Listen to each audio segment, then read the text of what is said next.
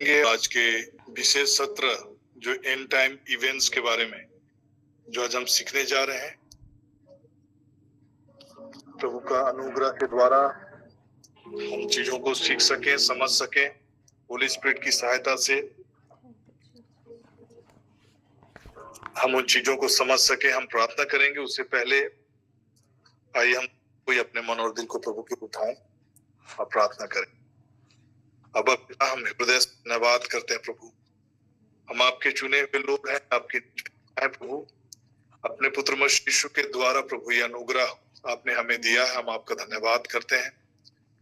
Thank you Jesus Lord. अंत के दिनों के करीब हम चले आ रहे हैं पिता। हम धन्यवाद करते हैं पिता कि आपकी आत्मा की सहभागिता के द्वारा हर क्षण हर वक्त प्रभु हम प्रभु यीशु मसीह के आने का बाट जोते हुए अपने जीवन को व्यतीत कर सके प्रभु जी, और आपकी आत्मा के चलाए चल सके पिता। हम आपका धन्यवाद करते हैं। जितने प्रियजन इस क्षण जुड़ रहे हैं प्रभु, हर एक के जीवन पर आपकी विशेष अनुग्रह के लिए मैं आपका धन्यवाद करता हूँ। Thank you Lord. हम आपका धन्यवाद करते हैं। जैसे हमने वचनों में प्रभु हमने पढ़ा है कि प्रभु हम आपकी नीच प्रजा हैं, आपके चुने हुए लोग हैं, राजकीय याजक वर्ग के रूप में प्रभु आपने हमें ठहराया है, अपनी पवित्र प्रजा के रूप में हमें चुना है। जगत की उत्पत्ति से पहले ही आपने मसीह यीशु में हम सबों को चुना है पिता। हम आपका धन्यवाद करते हैं। हम आपके कृपा पात्र हैं प्रभु जी। हम आपका धन्यवाद करते हैं। आदर महिमा गौरव प्रभु हम आपको देते हैं यीशु मसीह के नाम से, आमीन। आइए हमें गीत गाएंगे, और इस गीत में मेरी सहायता के लिए मेरे बेटे लिवंस और लीजा भी साथ में हैं। हम उनके साथ मिलकर हम प्रभु की आराधना करेंगे। जहां भी मैं जाऊं थप्पड़ लगा देंगे अभी तक।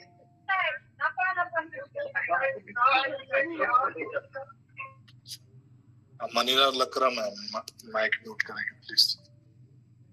Thank you Lord.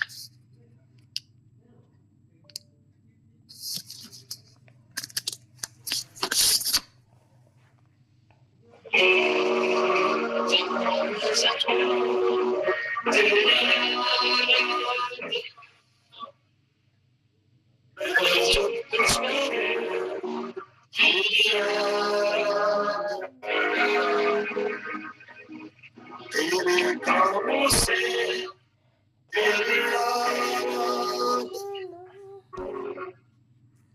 मेरी बातों में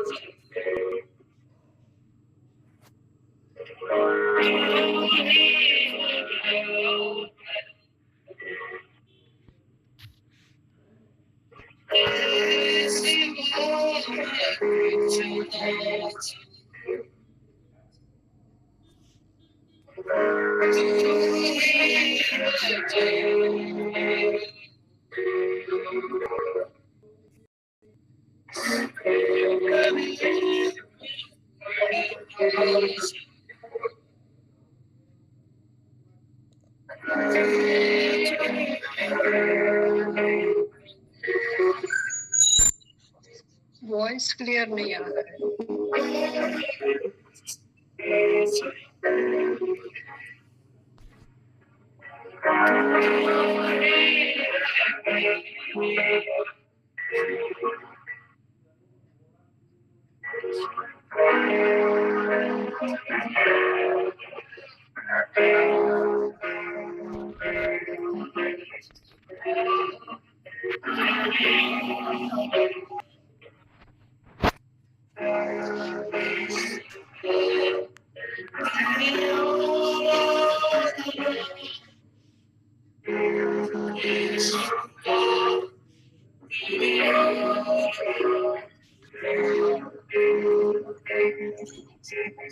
वॉइस क्लियर नहीं आ रहा।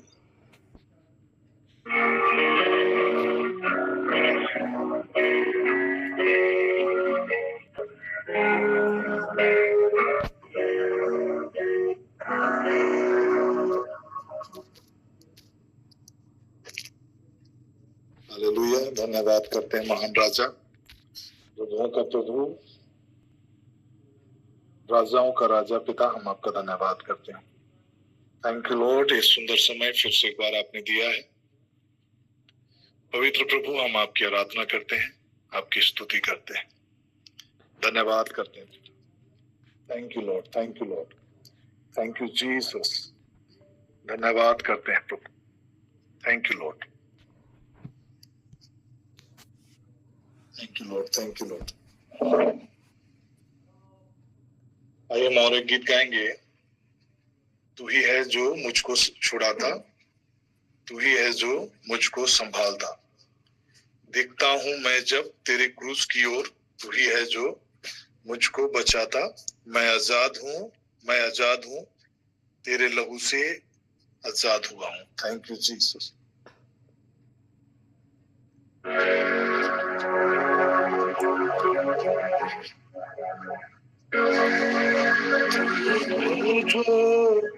मुझको छुड़ाता, तू ही है वो जो मुझको संभालता।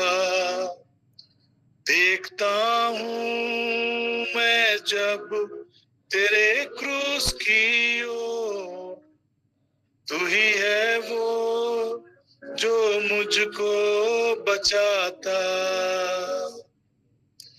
मैं आजाद हूँ, मैं आजाद तेरे लहू से हुआ हूँ। मैं आजाद हूँ, मैं आजाद तेरे लहू से हुआ हूँ। तू ही है वो जो मुझको उठाता, तू ही है वो जो मुझको चलाता। देखता हूँ मैं जब तेरे क्रूस की ओर, तू ही है वो जो मुझको दौड़ाता। मैं आजाद हूँ, मैं आजाद तेरे लहू से हुआ। मैं आजाद,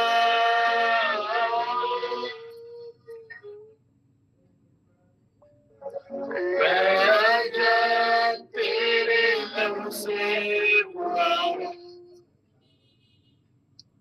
मैं आजाद,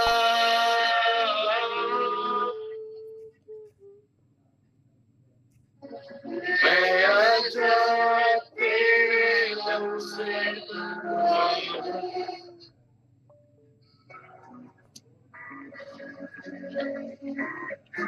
thank you Lord, thank you पिता। धन्यवाद करते हैं आपने चाहा कि प्रभु यीशु मसीह रक्त बहाकर हम सबों के पापों का प्रायश्चित करे और हम विश्वास के द्वारा उसके फल को पाएं। पिता, इस असीम अनुग्रह के लिए हम आपका हृदय से धन्यवाद करते हैं। और बाइबल बताता है कि प्रभु यीशु मसीह के क्रूस पर बहे हुए लहू के द्वारा आपने अपने साथ हमारा मेल कराया है। हम आपका धन्यवाद करते हैं। आदर, महिमा, गौरव प्रभु हम आपको देते हैं यीशु मसीह के नाम से। पिता, हम आपका धन्यवाद करते हैं।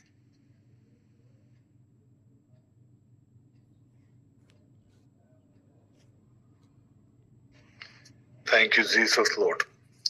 Glory to your name, Father God. Thank you, Jesus. Thank you, Jesus.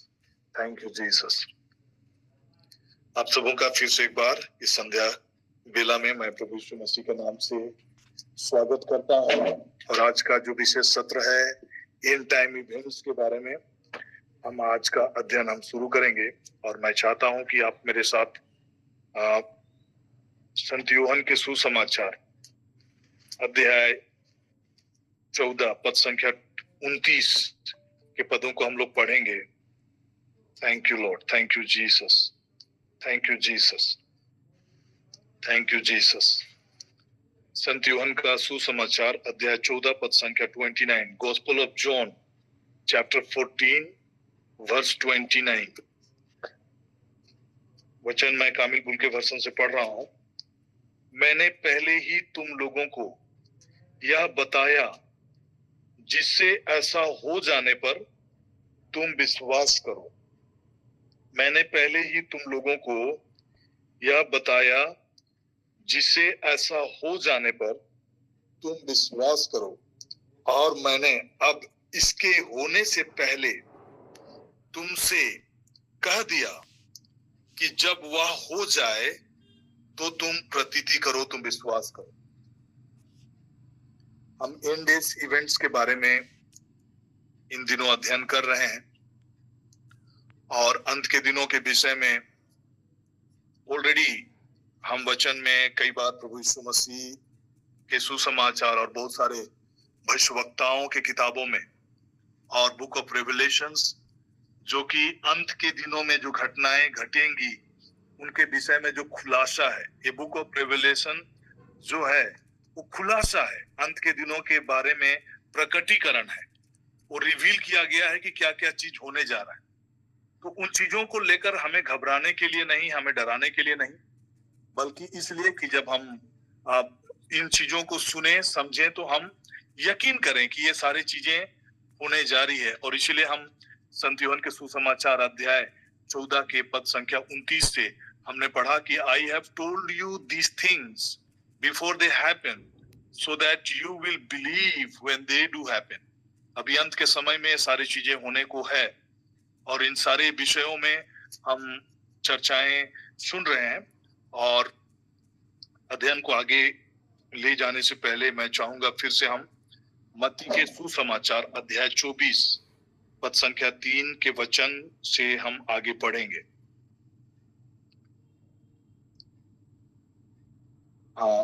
मत्ती रचित सुसमाचार अध्याय 24 वर्स 3। ओके, थैंक यू रोसमैन, हालेलुया, थैंक यू। और जब वह जैतून पहाड़ पर बैठा था तो चेलों ने अलग उसके पास आकर कहा, हमसे कह कि ये बातें कब होंगी और तेरे आने का और जगत के अंत का क्या चिन्ह होगा। मतलब इस पृथ्वी पर का एक एंड ऑफ एज, मतलब ये जो एक युग जो है, युग के अंत का क्या चिन्ह होगा। मतलब टाइम विल चेंज। ये जो वर्ल्ड जिसमें हम अभी जी रहे हैं वो एक समय के बाद ये एंड होगा और एक नया युग शुरू होगा जो कि मसीह का युग, तो 1000 years ऑफ रेन है प्रभु का। उसके विषय में चेले लोग पूछ रहे थे कि ये कब शुरू होगा। और इसी को अगर हम समझने का प्रयास करेंगे तो आप प्रेरितों के काम प्रेरित चरित अध्याय 1 पद संख्या 11 के वचन को पढ़ेंगे तो उन बातों से हम लोग इस चीजों को समझ पाएंगे। प्रेरितों के काम अध्याय 1 पद संख्या 11 के वचन को हम लोग पढ़ेंगे तो यहाँ पर इसके विषय में, hallelujah, thank you Lord, thank you Lord, thank you Jesus. Okay, 11 नहीं 6 वचन को हम लोग पढ़ेंगे।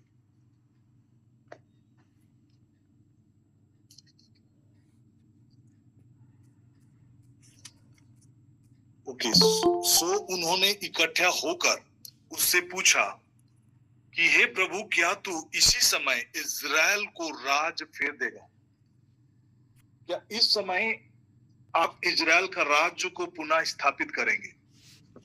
वे प्रभु से इस प्रकार के सवाल कई जगह पर पूछ चुके हैं और वे एक युग जो उस समय में लोग एक्सपेक्ट कर रहे थे कि प्रभु यीशु मसीह अपने किंगडम को स्टैब्लिश करेंगे, और इन्हीं बातों का लोगों का एक अंदेशा था। प्रभु यीशु पुनर्जीवित हुए उस समय उनसे ये सवाल पूछा गया कि कब आप अपने राज्य को पुनः स्थापित करेंगे, इजराइल का राज्य को पुनः स्थापित करेंगे।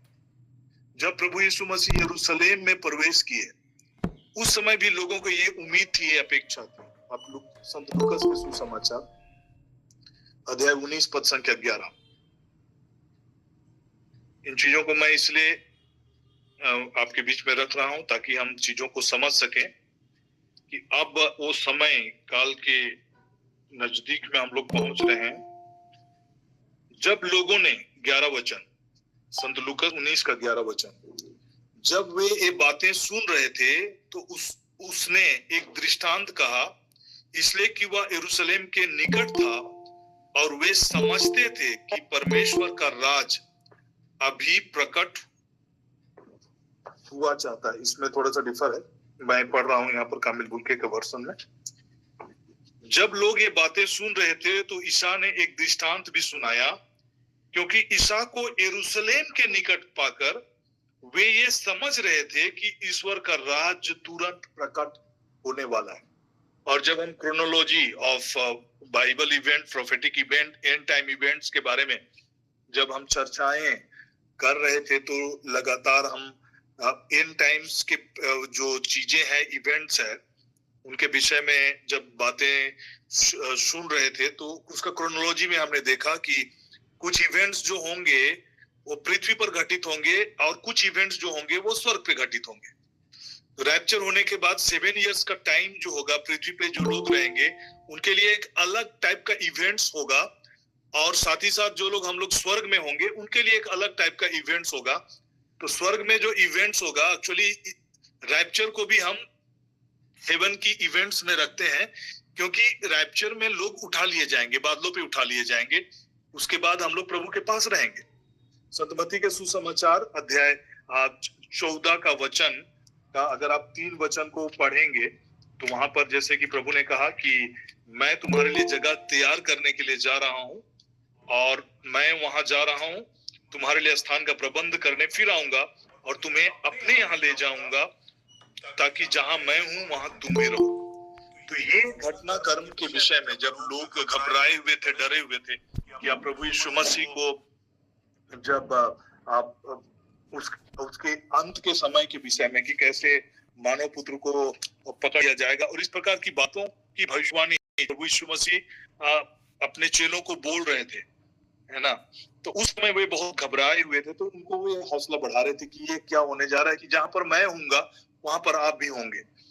तो इस रीति से जो घटनाक्रम को हम लोग समझने का प्रयास करेंगे तो हेवेंस में जो चीजें होंगी, तो रैप्चर के बाद में हमारा जो जजमेंट सीट ऑफ क्राइस्ट है ना, प्रभु यीशु मसीह के सामने हम सभी कोई प्रकट होंगे और हमारे कामों के अनुसार वो पुरस्कार की जो बातें हैं उनको हम रिसीव करेंगे। साथ ही साथ जो मिलके जो विवाह भोज है उसमें हम प्रवेश करेंगे। उसके बाद में 7th सील, जो जजमेंट का जो 7th सील है, स्वर्ग में प्रभु यीशु मसीह ओपन करेंगे और उसी सीक्वेंस में चीजें पृथ्वी पर घटित होंगी, एक के बाद एक। जो उस जजमेंट सील जो प्रभु यीशु मसीह ओपन करेंगे तो उसके बाद पृथ्वी पर जो घटनाक्रम होंगी उसी का हम खुलासा, रेवलेशन अगर बोलेंगे, प्रकाशित वाक्य बोलेंगे या प्रकाशना ग्रंथ बोलेंगे, उसी का खुलासा यहाँ पर किया गया। तो 2 चीजों को समझना बहुत जरूरी है। कुछ जो इवेंट्स हैं जो क्लियरली आप मतलब इजराइल के लिए कही गई है, कुछ कलीसिया के लिए कही गई है। तो जो कलीसिया कहने का मतलब आप और हम जो प्रभु यीशु मसीह में विश्वास करें, उसको अपना प्रभु, अपना उद्धारकर्ता के रूप में देखते हैं और उस पर विश्वास करते हैं, उनके लिए कुछ बातें कही गई है और कुछ बातें स्पेसिफिकली इजरायलियों के लिए कही गई। इसीलिए कभी कभी हम लोग कई बार जब वचन को जब हम लोग पढ़ते हैं तो कई बार कंफ्यूजन हो जाता है और लोग समझने लगते हैं कि जो भी बातें इजराइल के लिए कही गई है उन बातों को लोग चर्च के साथ कनेक्ट करते हैं, कलीसिया के साथ कनेक्ट करते हैं। क्योंकि जो भी घटनाक्रम के विषय में प्रभु लोगों को बता रहे हैं, संबोधन कर रहे हैं, और उसमें सारा चीज जुड़ा हुआ है। उसमें प्रभु, अगर आप 24 के मत्ती सुसमाचार अध्याय 24 के पदों को पढ़ेंगे तो वहां पर ट्रिबुलेशन के शुरुआत की घटनाक्रम को भी कही गई है, प्रभु यीशु मसीह, फिर ट्रिबुलेशन के बारे में बातें कही गई है, महाक्लेश के बारे में कही गई है, फिर प्रभु यीशु मसीह के आगमन के बारे में कही गई है। उसके बाद आगे अगर आप जाएंगे तो उसमें रैप्चर की भी बातें छिपी हुई है, और रैप्चर के साथ साथ जो रिवॉर्ड है के बारे में बातें कही गई है। 25 के पद में 10 कुंवारियों का दृष्टांत है, असरफियों का दृष्टांत है जो कामिल बुल के वर्सन है, ईमानदार और बेईमान करिंदा, तो ये सब रिवॉर्ड है। कौन ऐसा ईमानदार और बुद्धिमान सेवक है जिसे उसके स्वामी ने अपने नौकरों चाकरों पर नियुक्त किया ताकि वह समय पर उन्हें रसद बांटा करे। धन्य है वह सेवक जिसका स्वामी आने पर उसे ऐसा करता हुआ पाएगा। मैं तुम लोगों से यह कहता हूं कि वह उसे अपनी सारी संपत्ति पर नियुक्त करेगा। दैट मीन्स अभी का जो समय है जब हम प्रभु के कामों में या फिर सुसमाचार के हिसाब से अपने जीवन को जीते हुए पाएंगे जब प्रभु बादलों पर आएंगे, तो उन तैयारी के साथ किया ये समय को समझते हुए कि हम लोग अंत के समय में हैं, तो प्रभु जब रैप्चर में आएंगे और हमारा जीवन शैली सुसमाचार के मुताबिक हो और परमेश्वर के काम जो किंगडम की बढ़ोतरी के लिए जो काम हमें करनी है उन कामों को हम करते हुए प्रार्थना के जरिए जब हम उन चीजों को करते हुए पाए जाएंगे, तो मिलेनियम रूल जो 1000 ईयर्स का रूल जब आएगा उस समय वो जिम्मेवारी आपको सारी संपत्ति पर, मतलब क्राइस्ट के साथ जो रेन करने का जो समय है ना, उसके संगी वारिस होकर पृथ्वी पर रेन करने का समय है, उन आशीषों को आप और हम देख पाएंगे। लेकिन उसके लिए जरूरी है कि अभी हमारा तैयारी कैसी होनी चाहिए। और ये तो जो तैयारी है, जब हम 10 कुंवारियों का दृष्टांत को सुनते हैं तो उसमें कैसे तैयार रहना है। दैट मीन्स हमारा जो क्रिस्तीय लाइफ है वो पवित्र आत्मा के द्वारा संचालित लाइफ होना चाहिए।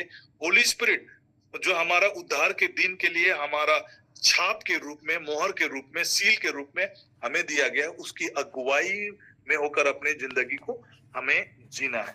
तो कुछ कुछ बातें जो कि आप मत्ती के सुसमाचार अध्याय 24 के 3 वचनों को जब लोग इन बातों को पूछ रहे थे कि ये कब होगा और आपके आगमन और युग के अंत का क्या चिन्ह होगा, मतलब एंड ऑफ दिस, ये जो वर्ल्ड का जो अभी जो रूलिंग पावर जो अभी है, जैसे कि वचन में हम पाते हैं कि संसार तो परमेश्वर का है, ईश्वर का है, लेकिन ये दुष्ट के वश में है।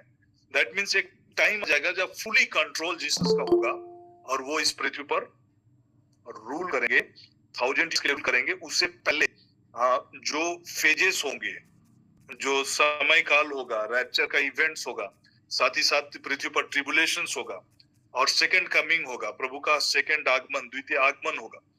तो इसके विषय में लोग ये पूछना चाह रहे थे और प्रभु से बात करना चाह रहे थे। तब पहला चीज जो उन्होंने कहा है वो है ईसा ने उन्हें उत्तर दिया कि सावधान रहो, तुम्हें कोई ना बहकाए, क्योंकि बहुत से लोग मेरे नाम लेकर आएंगे और कहेंगे मैं मसीह हूं, और वे बहुतों को बहका देंगे।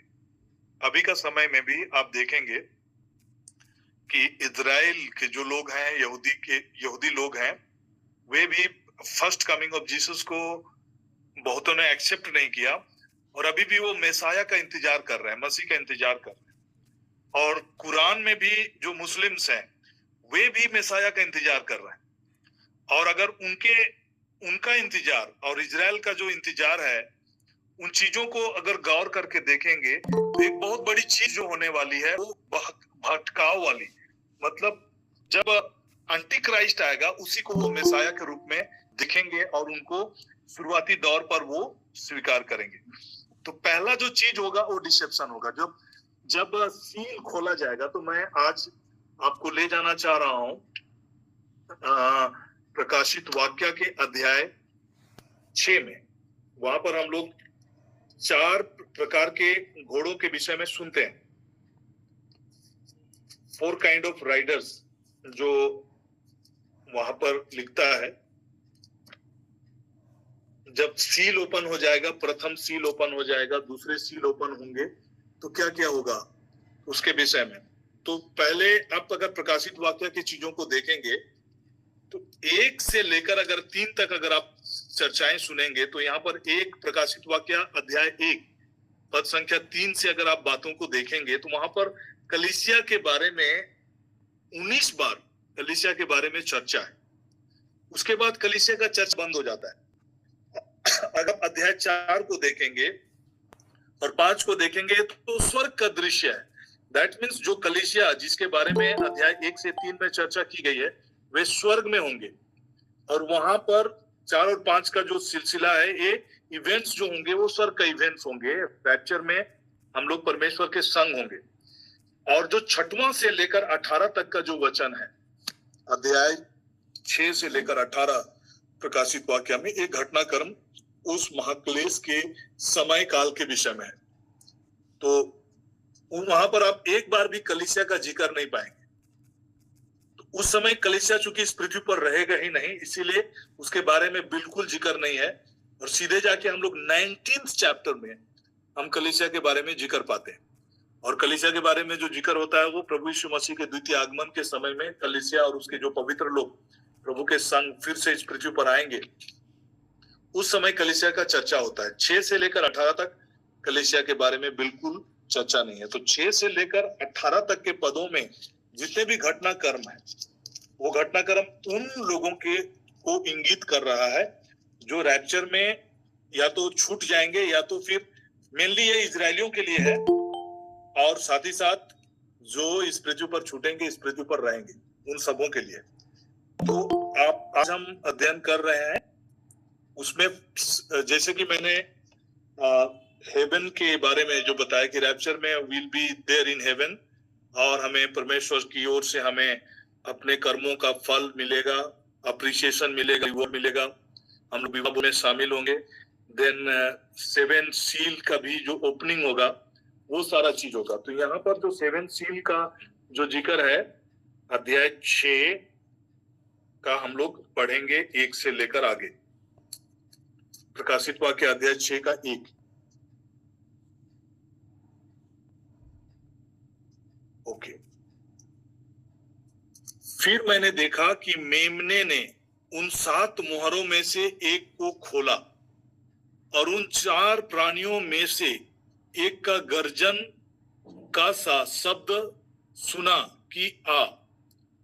और मैंने दृष्टि की और देखो एक श्वेत घोड़ा और उसका सवार धनुष लिए हुए और उसे एक मुकुट दिया गया और वह जय करता हुआ निकला कि और भी जय प्राप्त करे। आमीन। मेरे सामने यह दृश्य चलता रहा जब मेमने ने उन 7 मोहरों में पहली मोहर खोली। सो कौन चीजों को खोल रहा है? वो मेमना खोल रहा है। और उसके पहले अगर हम देखेंगे तो इन बातों को लेकर जो संत यूहन्ना है वो देखने लगा और वो रोने लगा कि मतलब ये सील को, ये पुस्तक को कौन खोल पाएगा। तो इस प्रकार का आप 5वां अध्याय में पढ़ेंगे तो केवल यीशु ही खोल सकता है। ऐसा करके जो 24 वायुवृत्त में से जो एल्डर्स हैं उन्होंने आके बताया कि यीशु ही उस पुस्तक को और मोहरे को खोलने के योग्य है बताते हैं। तो यहाँ पर हम मेमना को देख रहे हैं। मेमना दैट मीन्स जीसस क्राइस्ट। वो खोल रहे हैं मुकुट को, मोहर को खोल रहे हैं। और एक श्वेत घोड़ा और उसका सवार धनुष लिए हुए और उसे एक मुकुट दिया गया और वह जय करता हुआ निकला और भी जय प्राप्त करे। तो इस सिचुएशंस को अगर हम गौर करके देखेंगे तो पहला चीज क्या हो रहा है? श्वेत घोड़ा में सवार होके जब आ रहा है तो ये किस चीज को इंडिकेट करता है? क्योंकि जब हम श्वेत घोड़ा में प्रभु यीशु मसीह को भी आते हुए देखेंगे सफेद घोड़ा में, वो 19 के प्रकाशित वाक्य का 19 में हम प्रभु यीशु मसीह के आने का समय की बातों को जब हम देखेंगे तो प्रभु यीशु मसीह भी सफेद घोड़ा में आएंगे। अगर आप 19 का 11 पद मैं पढ़ रहा हूं, आप इसी पे रहें आप रोज मैम, इसी पे आप रहेंगे। ओके। 19 का 11 मैं पढ़ रहा हूं, आप लोग गौर से सुनेंगे। ओके, 19 का 11, और you can go to Revelations chapter 19 verse 11। तब मैंने देखा कि स्वर्ग खुला और एक सफेद घोड़ा दिखाई पड़ा, और उस पर जो सवार है वह विश्वसनीय और सच्चा कहलाता है। वो न्याय के अनुसार विचार और युद्ध करता है। उसकी आंखें अग्नि की तरह धधकती है। उसके सिर पर बहुत से मुकुट, इट इज नॉट वन, लेकिन बहुत से मुकुट हैं, राज मुकुट है। वहां पर हम मुकुट पढ़ते हैं, यहाँ पर राज मुकुट पढ़ते हैं, है ना, जो राजाओं के लिए दिया जाता है। So there is a difference. यहाँ पर कंफ्यूजन ये हो रहा है, बहुत सारे बाइबल स्कॉलर्स इस चीज को ये करते हैं, सफेद घोड़ा को लेकर कंफ्यूजन होता है। तो यही डिसेप्शन है। बहुत लोग उसको मसीह की तरह देखेंगे और मसीह की तरह एक्सेप्ट करेंगे, क्योंकि उनके पास मुकुट, वो मुकुट उनका अपना नहीं होगा, लेकिन उसको मुकुट दिया जाएगा। अगर आप अध्याय 6 में पढ़ेंगे तो उसको मुकुट दिया गया, और उसको एक धनुष भी दिया गया, धनुष दिया गया, उसे मुकुट दिया गया, और वो विजयी की तरह विजय यात्रा के लिए निकल पड़ा। वो विजयी की तरह मतलब ऐसा कि वो विक्टोरियस है, उस तरह से वो निकल पड़ा। तो जीसस, जैसे कि हम मत्ती समाचार में जिन चीजों को हम लोग देखें, वहां पर प्रभु ने कहा कि पहला जो साइन होगा वो डिसेप्शन का साइन होगा, मतलब लोग भ्रमित होंगे और लोग विचलित हो जाएंगे। उसको मसीह की तरह, मैसिया की तरह, मसीह की तरह उसको स्वीकारा जाएगा। सावधान रहो, कोई तुम्हें बहकाने ना पाए, क्योंकि बहुत से लोग मेरे नाम लेकर आएंगे और कहेंगे मैं मसीह हूं, और वे मसीह को बहका देंगे।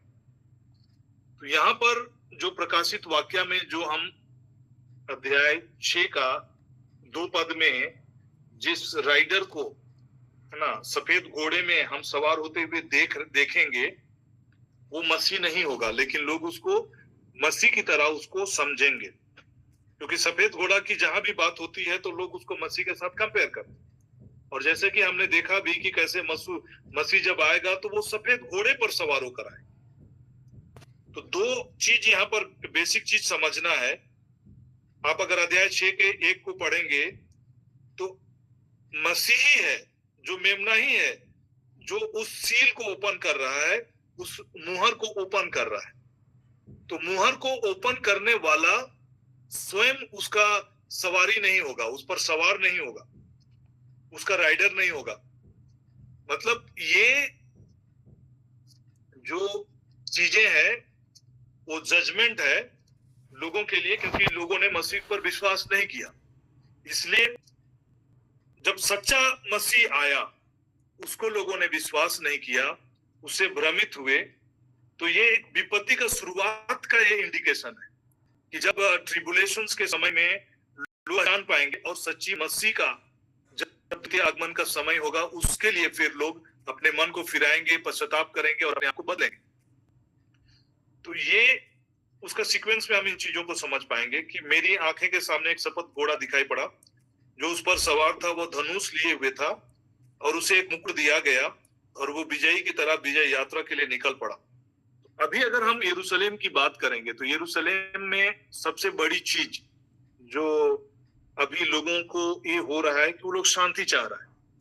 और अभी रिसेंट में हम देख रहे हैं कि जैसे प्रेसिडेंशियल इलेक्शन जो का रिजल्ट आया अमेरिका का, तो इसको भी प्रोफेटिक इवेंट्स की तरह देखा जा रहा है, क्योंकि ट्रंप के शासनकाल में लोग ये एक्सपेक्ट कर रहे हैं कि इजराइल और बाकी अगल बगल के देशों में अब शांति कायम होगा। तो एक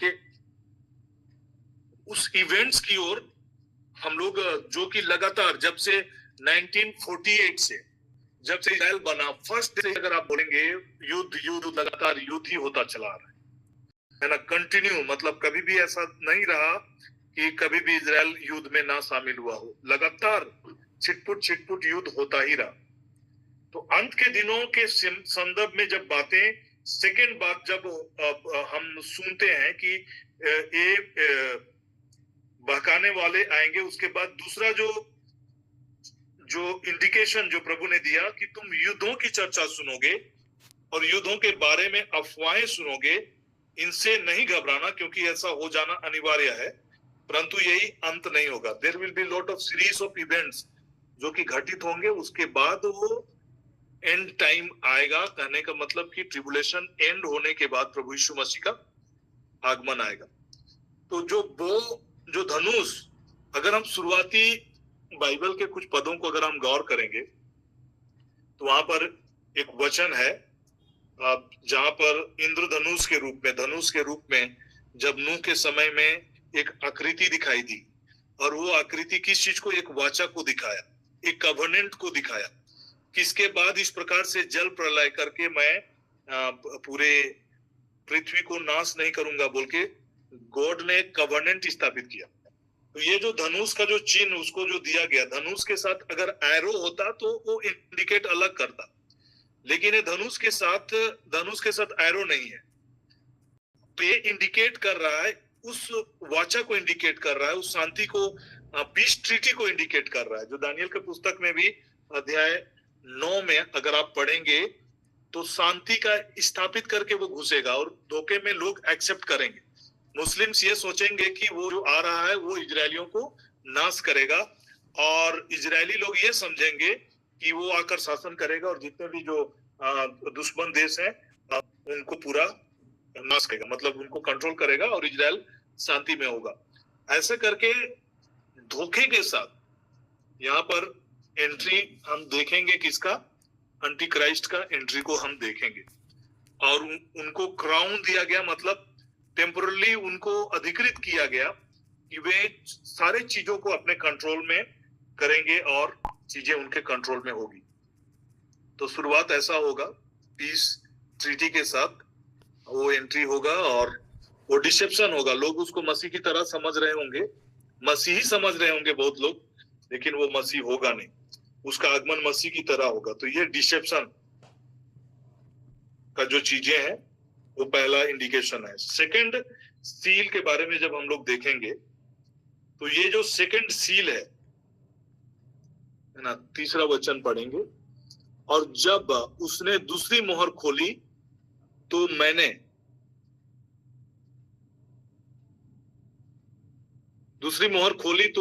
दूसरे प्राणी को यह कहते हुए सुना कि आ। फिर एक और घोड़ा निकला जो लाल रंग का था, और उसके सवार को यह अधिकार दिया गया पृथ्वी पर से मेल उठा ले, ताकि लोग एक दूसरे को वध करे, और उसे एक बड़ी तलवार दी गई। तो सेकंड सील जैसे ओपन होगा, वर्ल्ड में ट्रिबुलेशन का ये शुरुआत होगा।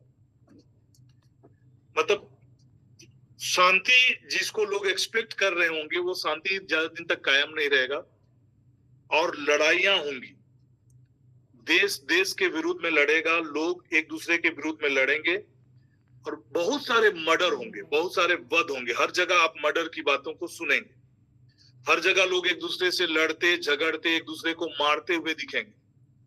तो ये जो लाल रंग है, रेड हॉर्स जो है, उस समय पृथ्वी पे ऐसा तबाही होगा, जहां कहीं भी आप लोगों को देखेंगे कि एक दूसरे को मार रहे हैं, एक देश दूसरे देश से लड़ाई कर रहा है, और इस तरह का सिलसिला शुरू होगा, युद्ध का सिलसिला शुरू होगा। और केवल देश देश से लड़ाई नहीं करेंगे, बट इंसान इंसान से लड़ेंगे, और इस प्रकार की ये विपत्ति का प्रारंभ होगा।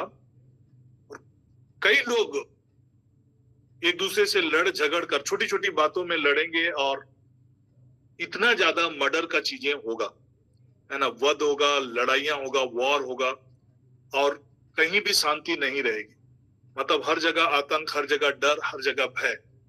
ये सीक्वेंस है, ये जो स्थिति जो पृथ्वी पर होंगी, ये ट्रिबुलेशन पीरियड का ये फर्स्ट 3 इयर्स का जो 7 इयर्स का जो टाइम पीरियड है, तो फर्स्ट 3 इयर्स में इस प्रकार से शुरुआतें होंगी चीजें। और जो सेकेंड जो थर्ड 3.5 साल का जो है वो तो भयावह होने वाला है, लेकिन शुरुआती दौर पे ये चीजें होंगा। तो चीजों से को लेकर आपको डरना नहीं है, घबराना नहीं है बोल के प्रभु ऑलरेडी लोगों को बता रहे हैं वचन में।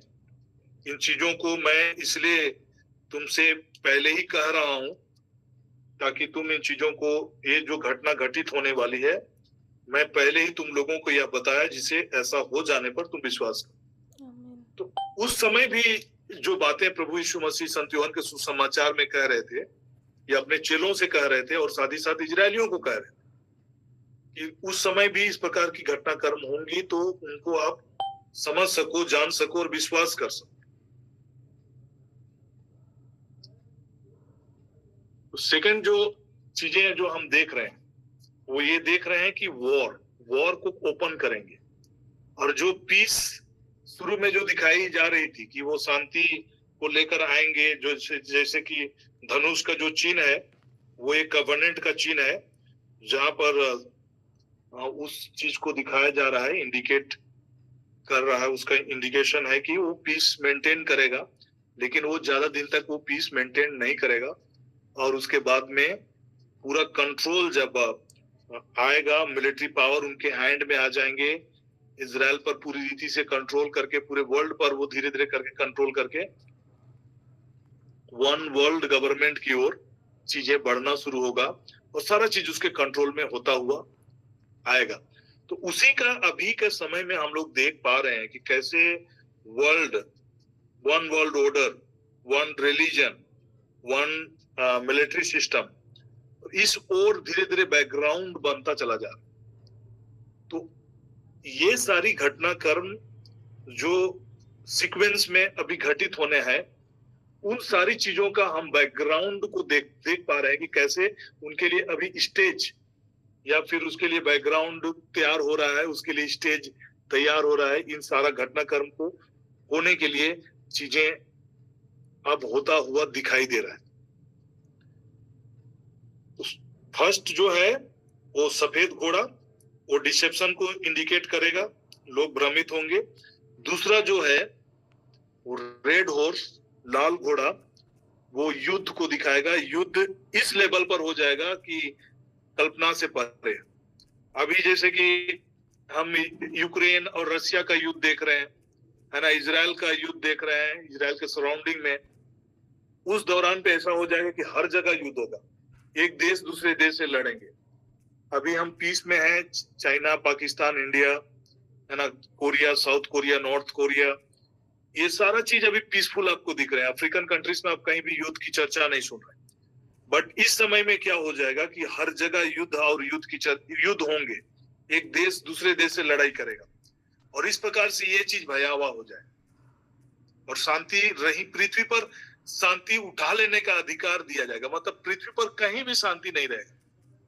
There will be lot of, हर जगह आप अशांति को देखेंगे, भय को देखेंगे, डर को देखेंगे, वध को देखेंगे। ये इंडिकेशंस। जब उसने तीसरी मोहर खोली तो मैंने प्राणी को यह कहते हुए सुना, आओ, और मेरी आंखों के सामने एक काला घोड़ा दिखाई पड़ा। जो उस पर सवार था वो हाथ में तराजू लिए था, और चार प्राणियों के बीच मुझे मानो एक वाणी यह कहते हुए सुनाई दी, 1 रुपया सेर गेहूं और 1 रुपये में 3 सेर जौ, किंतु जैतून और अंगूरी को हानि ना पहुंचाओ। ये सिचुएशंस को कौन लोग फेस करेंगे, उसका इंडिकेशन है यहाँ पर। जैतून की बात अगर करेंगे और अंगूरी की जब आप बात करेंगे, ये किन लोगों को इंडिकेट करता है?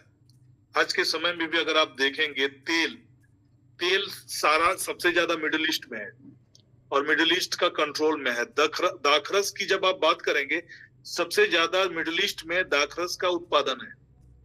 वाइन, जो वर्ल्ड में जो प्रोडक्शन है वाइन का, इजराइल नंबर 1 पे है, तुर्की and other Middle East countries में भी आप देखेंगे कि वर्ल्ड का सबसे ज्यादा वाइन वहीं प्रोड्यूस होता है। और तेल का भी अगर हम देखेंगे तो मिडिल ईस्ट तेल का भंडार है, और सबसे ज्यादा तेल वहीं उत्पादन हो रहा है। तो ये इंडिकेशंस है। तेल की बात हम कर रहे हैं, दाखरस की बात हम कर रहे हैं, और बहुत सारे इडेबल ऑयल्स भी है। जैतून का तेल है, और बहुत सारे इडेबल ऑयल्स है, आलमंड्स ऑयल, और बहुत सारे चीज उधर प्रोड्यूस होते हैं और वर्ल्ड में सप्लाई होते हैं। तो ये इंडिकेशंस क्या चीज को है कि उन दिनों में ये जो घटनाक्रम होंगे उनके इर्द गिर्द में ये सारी घटित हो रहे होंगे। तो जो वर्ल्ड में जो अकाल का स्थिति होगा, सेकंड जो थर्ड जो मोहर है काला घोड़ा का जो है, वो क्या चीज को दिखाएगा? महंगाई को दिखाएगा। बहुत ज्यादा महंगाई बढ़ जाएगा, लोगों को खाने के लाले पड़ेंगे और अकाल बहुत होगा। तो इसी का अगर आप 24 के वचन को मैं फिर से ले रहा हूं मत्ती के वचन में, तो यहाँ पर लिखता है 7 वचन, राष्ट्र के विरुद्ध राष्ट्र खड़ा होगा और राज के विरुद्ध राज। ये युद्ध के विषय में जो सेकंड हमने पढ़ा, सेकंड मोहर में जो रेड लाल घोड़ा है उसका इंडिकेशन है। उसके बाद जो घटनाक्रम, शुरू में डिसेप्शन, सेकंड में वॉर, लड़ाई, ये सारी चीजें हैं, एक देश दूसरे देश से लड़ाई करेंगे। और तीसरा जो इंडिकेट्स जहां तहां अकाल। तो ये जो थर्ड सील जब ओपन हो जाएगा तो महंगाई इतनी ज्यादा बढ़ जाएगी और हर जगह अकाल होंगे और परेशानियां बहुत, लोगों को खाने के भी ये होंगे। मतलब उस समय बहुत ज्यादा भुखमरी और अकाल की चीजें हम लोग देखेंगे। तो ये थर्ड जो इंडिकेट करता है, जो काला घोड़ा का जो इंडिकेशन है वो अकाल को इंडिकेट करता है और इंडिकेट करता है आपका महंगाई को। उसके बाद हम देखेंगे चौथा मोहर, और उस चौथे मोहर में हम डेथ की बातों को देखते हैं। 7 खोलिए, 7, 8, ओके। और जब उसने चौथी मोहर खोली तो मैंने चौथी प्राणी का शब्द यह कहते हुए सुना कि आ, और मैंने दृष्टि की और देखो एक पीला सा घोड़ा। हिब्रू में इस चीज को देखेंगे तो ऐशन करके वर्ड है, कैलोस। तो इसका जो मीनिंग होता है वो पीला शब्द, यहाँ पीला घोड़ा दिखाया गया है, लेकिन ओरिजिन में उसका इंडिकेशन ग्रीन और पीला का जो मिक्सर है उस चीज से देखा जाता है। मतलब एलोइस ग्रीन रंग का होगा वो घोड़ा, और जो कि मृत्यु को दिखाएगा, इंडिकेट करेगा, अधोलोक को दिखाएगा। और उस समय सब चीज होना शुरू हो जाएगा। एक ओर से युद्ध हो रहा होगा, अकाल हो रहा ही होगा, और बीमारियां आएंगी, महामारी होंगी। और महामारी किस कदर का होगा, जैसे कि वर्ल्ड में, जैसे कि अभी कोरोना काल के समय में हमने देखा कि कैसे ये वर्ल्ड वाइड महामारी थी, है ना। उस तरह के महामारियां और भूकंप, अर्थक्वेक्स, ये सारा चीज जो चौथे सील के ओपन होने के बाद हमें सारे चीजों को देख रहे होंगे। अकाल होंगे, महामारी होंगे, पृथ्वी के वन पशुओं के द्वारा लोग मारे जाएंगे, जंगली जानवर लोग भी इतने अग्रेसिव हो जाएंगे और लोगों को मारेंगे। तो कई बार इंग्लिश के वर्जन्स में पढ़ेंगे तो बीस्ट मतलब वायरसेस भी होंगे, बैक्टीरिया होंगे, वायरसेस होंगे, जिसके जरिए डेथ का लेवल बहुत हाई हो जाएगा। केवल जो वन पशुओं से नहीं होगा, but it will be virus, बहुत सारे वायरस जिसके जरिए, जैसे कि हम लोग कोरोना वायरस के बारे में रिसेंटली हमने अनुभव किया कि कितने लोगों का डेथ हुआ। तो इस प्रकार से कई ऐसे वायरसेस होंगे, बैक्टीरियाज होंगे, जिसके जरिए लोगों का डेथ बहुत ज्यादा होगा। तो इस प्रकार का ये विपत्तियों का प्रारंभ का समय काल होगा। तो आज हम 7 सील, जो कि ये प्रथम 4 सीलों के बारे में ही यहीं तक हम लोग सीमित रखेंगे। मैं और कुछ चीजों को आपके बीच में रखना चाह रहा हूँ, इंडिकेट करना चाह रहा हूँ कि ये सारी जो कलर्स जो हम लोग देख रहे हैं, ये किस चीज को इंडिकेट करता है। और ये धर्म के संदर्भ में जब हम इजराइल और इजराइल के इर्द गिर्द के युद्धों को जब हम लोग देख रहे हैं, तो ये सारे घटनाक्रम जो हो रहे हैं उस चीज पर हम लोग थोड़ा सा गौर फरमाएंगे। मैं कुछ आपके बीच में दिखाना चाह रहा हूँ कि लाइक हाउ, कैसे हम इन चीजों को अंडरस्टैंड कर पाए। ये जो ब्लैक जो चीजें हैं, ब्लैक जो हॉर्सेस हैं, अभी के मौजूदा समय में किस चीज को इंडिकेट कर रहा है। तो मैं आपको पैलेस्टाइन का फ्लैग दिखाना चाह रहा हूँ, और ये पैलेस्टाइन का जो फ्लैग है इसमें हम देखेंगे ग्रीन और येलो इस कलर का भी दिख रहा है। तो ये जो 4 कलर है, white, black, red and green,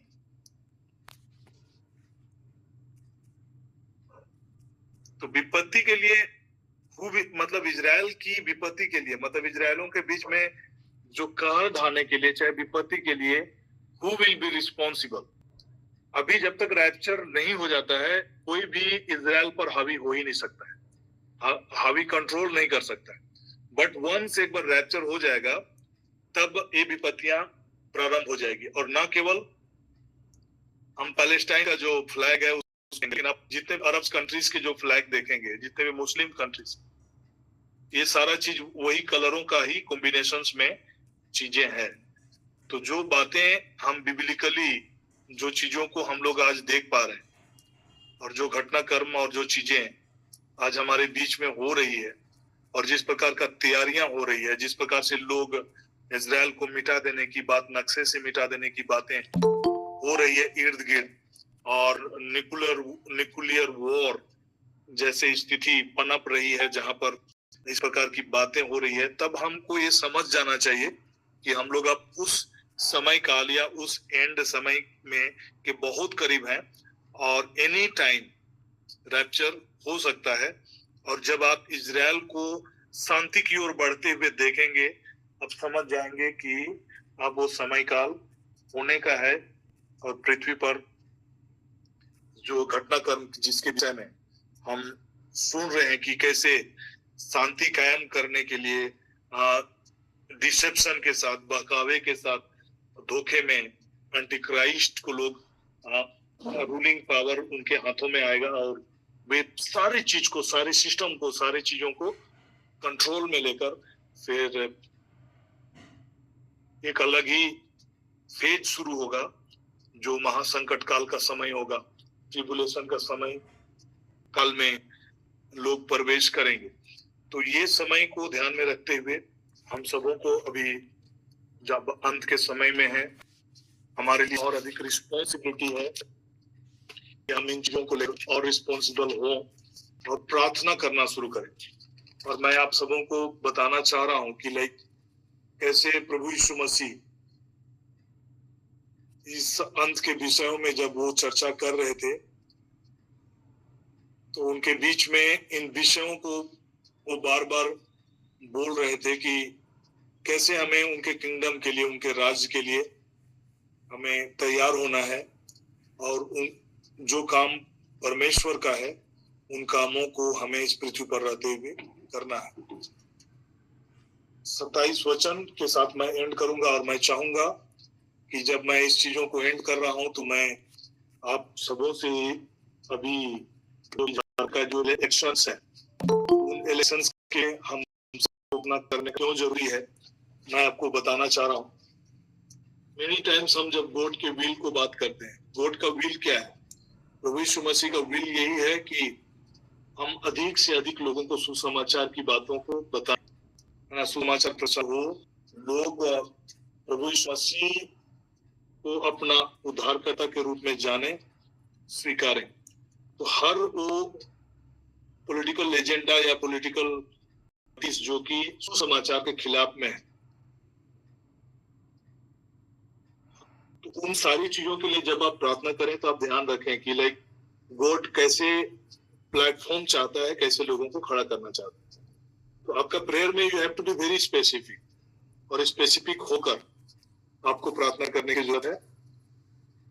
और ये बहुत ही गंभीर चीजें हैं। मैं रिसेंटली एक बहुत बड़े प्रोफेट को मैं सुन रहा था, कैसे ट्रम्प आया बोल के, तो उनका एक प्रोफेसी पहले ही था रिजल्ट अनाउंस होने से पहले 26 अक्टूबर का, और वो बोल भी रहे थे कि 26 अक्टूबर को यदि इलेक्शंस अगर वहां पर हो जाता, सारे लोग अपने वोट वगैरह कास्ट कर देते, तो उस समय में कैमला हैरिस को जीतता हुआ दिख रहा था सिचुएशंस। लेकिन 27 के बाद से कंटिन्यू फास्टिंग प्रेयर होता गया और सिचुएशन चेंज हो गया। तो ये बातें मैं आपको बताना चाह रहा हूँ कि आपके प्रेयर में वो पावर है। आप पॉलिटिकल एनवायरनमेंट को चेंज कर सकते हैं, प्रार्थना के जरिए आप चीजें बदली जा सकती है। तो आप प्रार्थना करेंगे, क्योंकि जब हम प्रार्थना करेंगे और सुसमाचार के प्रसार और बढ़ोतरी के लिए ऐसा माहौल और ऐसा सिचुएशन और परिस्थिति रहेंगे, तो उन चीजों में हम परमेश्वर के विल को, परमेश्वर की इच्छा को हम लोग फुलफिल कर रहे हैं। मैं आज वचन पढ़ रहा था और संत यूहन्ना का सुसमाचार अध्याय 14:15 को पढ़ रहा था, और प्रभु बार बार मेरे हृदय में इन बातों को डाल रहे थे कि लाइक ये समय बहुत नजदीक है और कितनी गंभीरता के साथ परमेश्वर के जो कमांडमेंट्स हैं, इफ यू लव मी ओबे माय कमांडमेंट्स, प्रभु का एक ही कमांडमेंट है जो कि जगत के अगर आप संत लूकस के संत मत्ती के सुसमाचार को खोलेंगे तो वहां पर प्रभु का एक बहुत बड़ा कमांडमेंट है, एक असाइनमेंट है जो अपने चेलों को देकर गए हैं।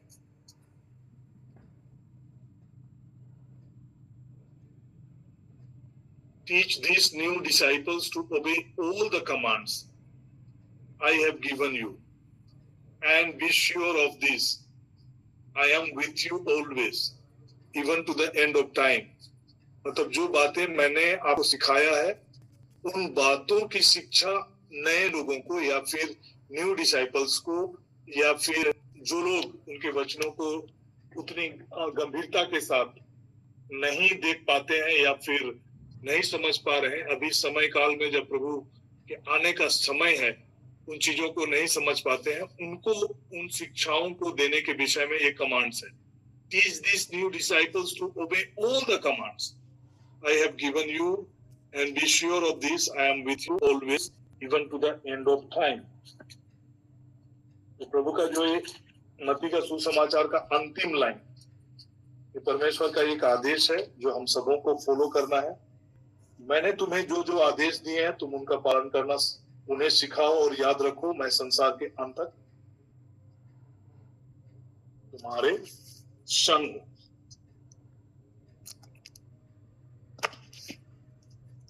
Hallelujah, thank you Jesus, thank you Jesus. तो आइए हम प्रार्थना करेंगे। पिता, हम प्रार्थना करते हैं, धन्यवाद करते हैं प्रभु, स्वर्ग और पृथ्वी का समस्त अधिकार आपके पास है। आप सभी अधिकारों के अधिपत्य और शीर्ष हैं। आप राजाओं के राजा हैं प्यारे यीशु, प्रभुओं का प्रभु हैं।